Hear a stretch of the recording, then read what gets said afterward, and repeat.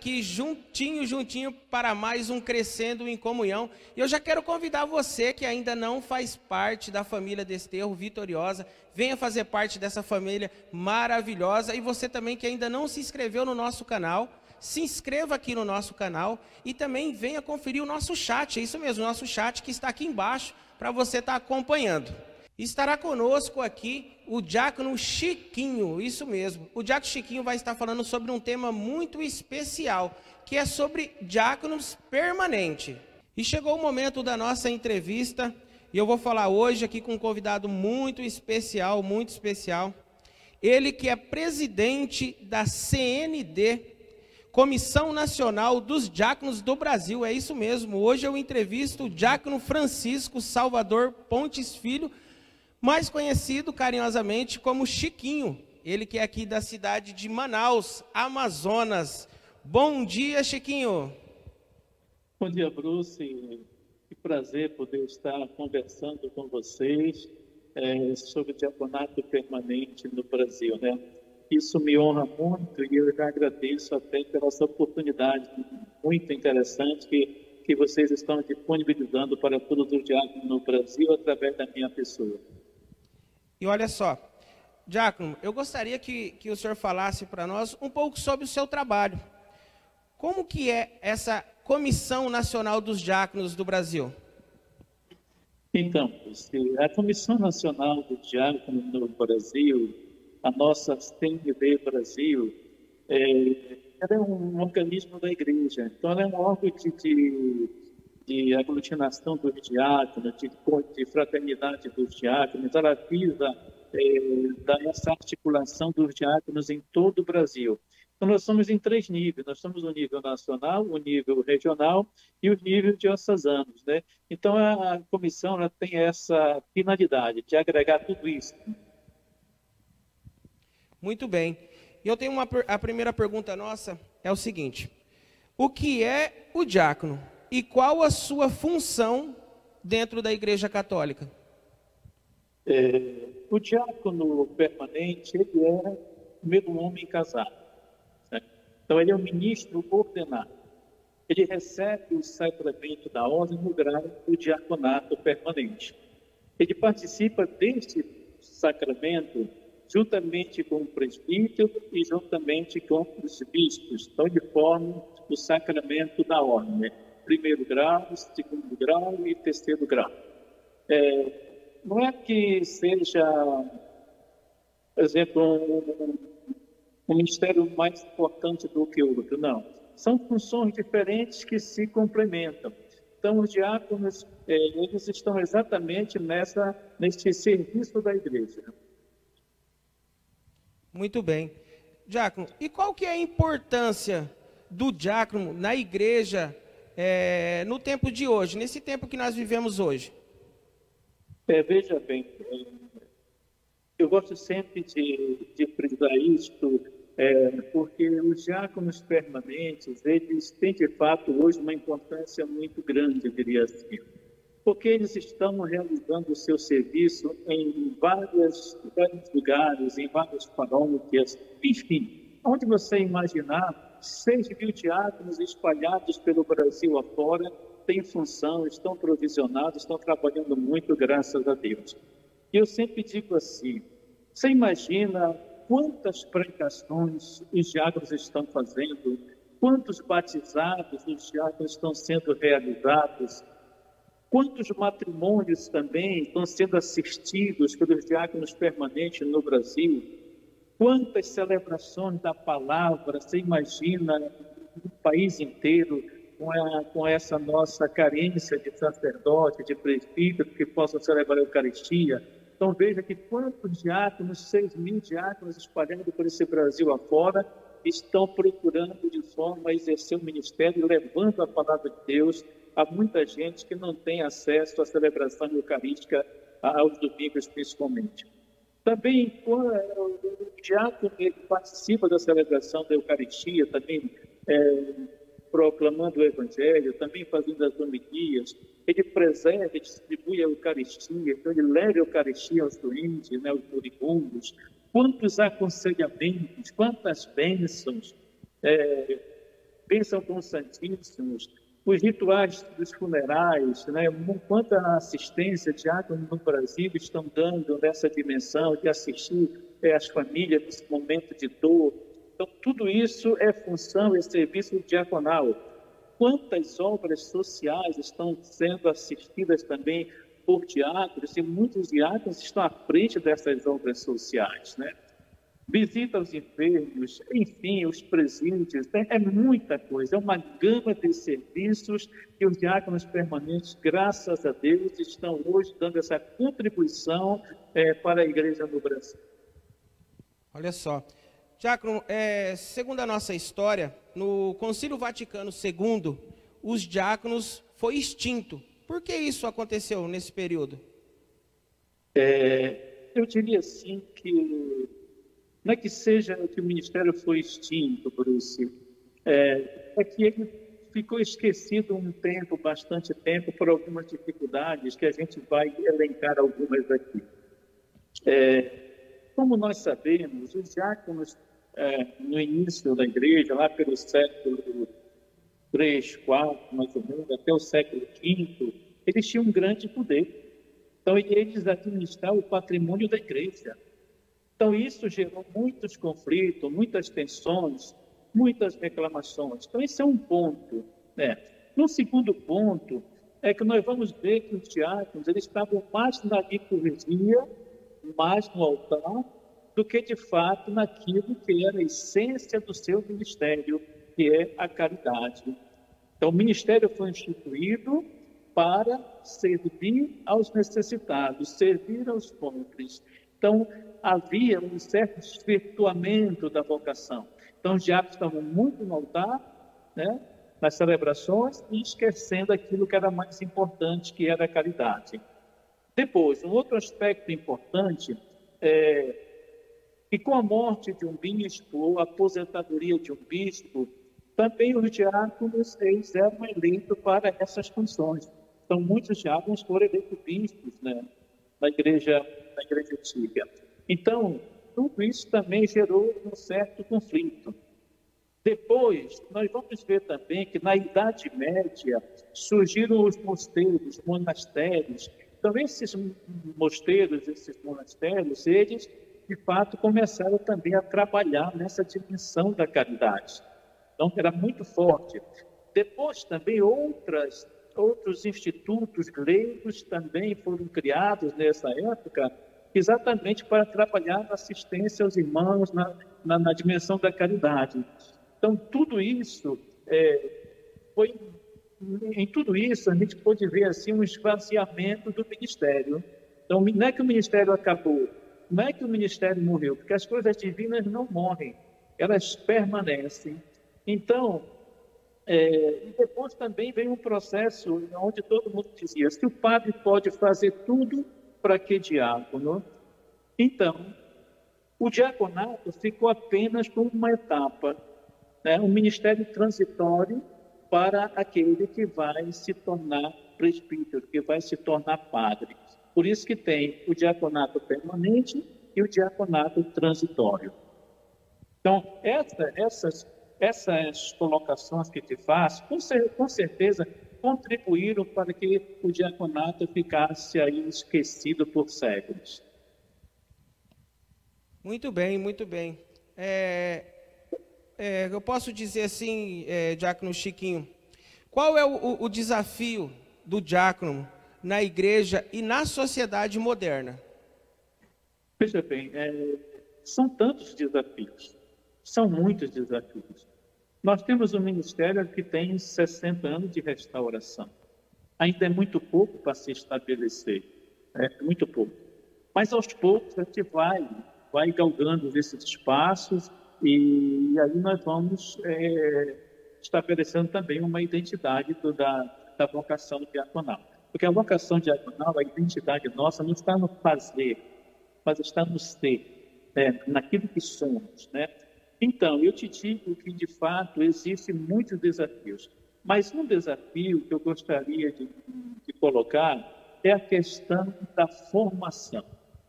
Nós vivemos num mundo de transformação, num mundo de muita mudança. Então, Então, é preciso acompanhar tudo isso.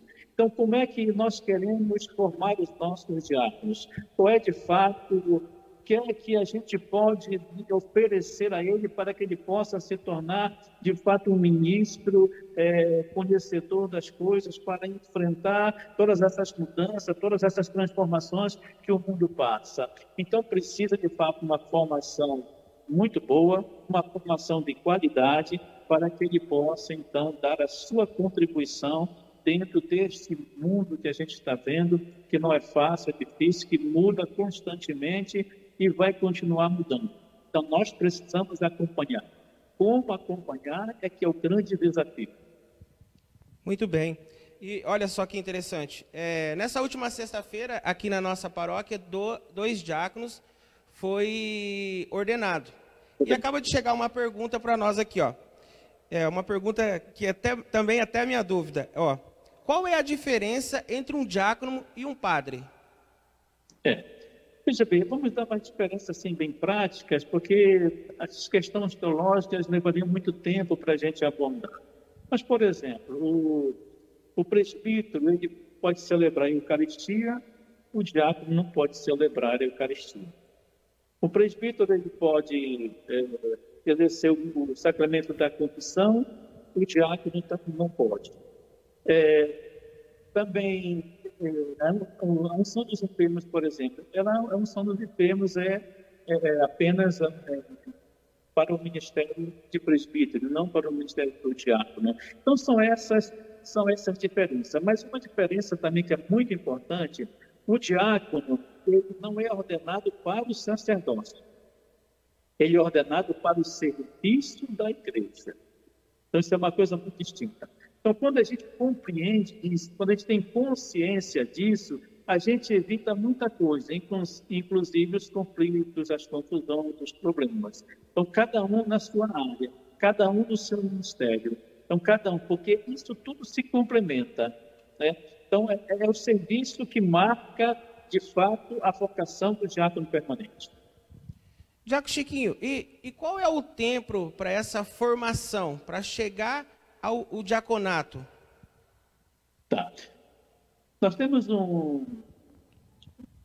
os nossos documentos que disciplinam a vocação, a vida e o ministério do diácono permanente, são as normas fundamentais, que ali no documento 96 da CNBB, ali você encontra uma série de informações que falam, inclusive, sobre isso. Mas para aquele que gostaria de repente ser um diácono permanente, ele precisa ter pelo menos 35 anos de idade, 5 anos de casamento, né? E uma vida na comunidade. Não se entende alguém que quer ser diácono se não está na comunidade. Os primeiros diáconos, eles foram escolhidos entre os membros da comunidade, pelas necessidades das comunidades e para servir as comunidades. Então, tem que ter, de fato, esse perfil para ser um candidato ao diaconato permanente.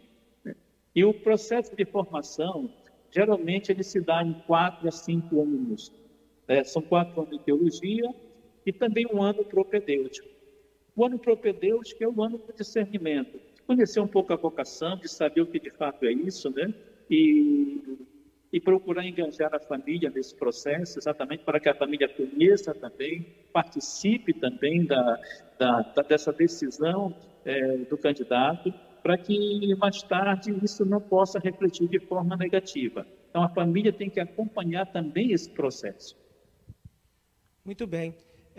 Diácono Chiquinho, quando o senhor fala de vocação, por exemplo, a pessoa ela tem um chamado para ser um diácono, ou ela pode dizer, não, eu quero ser um diácono, eu vou estudar. Como que funciona? Como que é esse processo? A vocação do ministério ordenado, ela não é um direito nosso. Ela não é.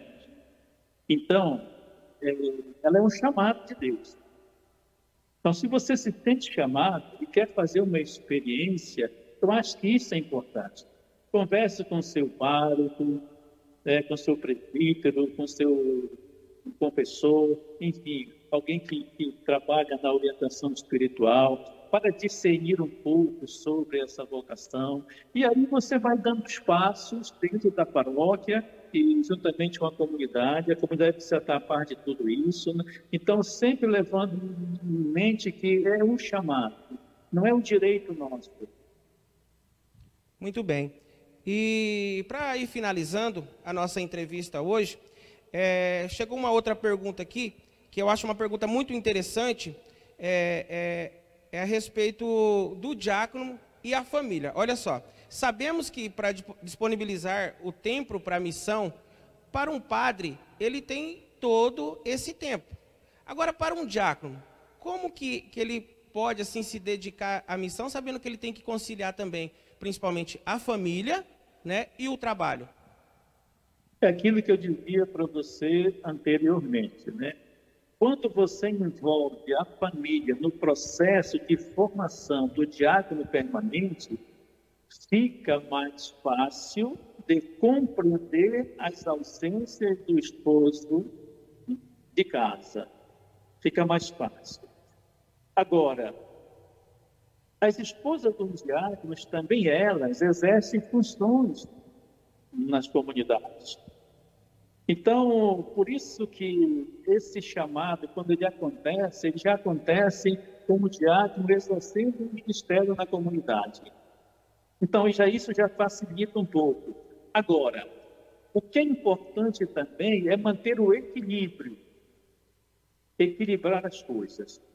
Fazer com que a família não sofra tanto, o ministério também não sofra tanto. Então, você tem que equilibrar as dosagens direitinho para que nenhum afete o outro. Porque o ministério, o sacramento da ordem e o sacramento do matrimônio, eles se complementam. Então, essa é uma graça muito grande da própria ordenação. Né? Recebe essa graça de... Então, é importante que a família esteja dentro desse processo, participe desse processo. Eu te digo que quando nós éramos aspirantes ao diaconato permanente aqui na Diocese de Manaus, o Dom Luiz, nosso querido saudoso Dom Luiz, ele fez uma exigência importante para a formação, que as esposas participassem de todo o processo formativo. Então, isso foi muito importante, foi muito enriquecedor para ambos os lados, né? E isso foi referência para o Brasil. Hoje, muitas escolas de formação diaconais estão, de fato, usando esse exemplo, né, da formação juntamente com as esposas, inserindo as esposas dentro desse processo. Elas não vão se ordenar, mas participam de todo o processo. Então, isso ajuda muito para a compreensão das atividades que nós vamos ter durante o nosso exercício do ministério. Muito bem, Diácono Chiquinho. Infelizmente, a nossa entrevista chegou ao fim, o nosso tempo está se acabando, e eu gostaria de agradecer a sua participação conosco, e também de estar nos orientando, né, nos conduzindo, tirando as dúvidas. Tenho certeza que foi esclarecido muitas dúvidas dos nossos ouvintes e também dos nossos espectadores. Eu quero agradecer de todo o meu coração, peço que Deus te abençoe grandemente por estar aqui conosco. Muito obrigado por tudo. Olha, eu fico muito feliz, fico agradecido demais, em nome de todos os diáconos do Brasil. Quero externar aqui o nosso agradecimento pela oportunidade que vocês nos deram de poder estar falando com um pouco daí a respeito do diaconato permanente. Estamos à disposição. Aqui, se precisar, podem bater a porta que a gente atende. Tá certo. Tchau, tchau e até mais. Tchau, muito obrigado, um grande abraço. É isso mesmo, esteve aqui conosco o diácono Chiquinho, isso mesmo, ele que é aqui de Manaus, certo? E você ainda que não se inscreveu no nosso canal, não perca tempo, corre lá, inscreve no nosso canal, acione o sininho para que você possa receber essa matéria imensa que tem aqui no nosso canal. E você vai ficar por dentro de tudo que está acontecendo. Muito bom dia a todos e até mais.